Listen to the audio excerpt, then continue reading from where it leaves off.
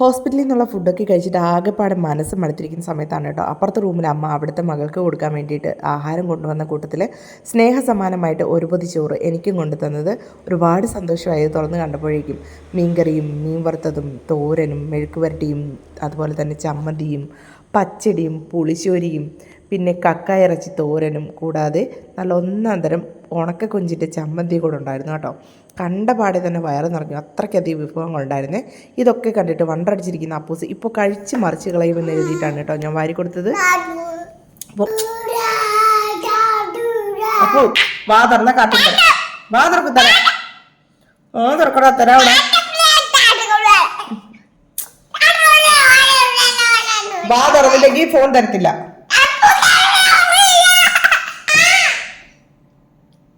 ഞാൻ ഫോൺ തരത്തില്ല വാ തുറന്നില്ലെങ്കിൽ.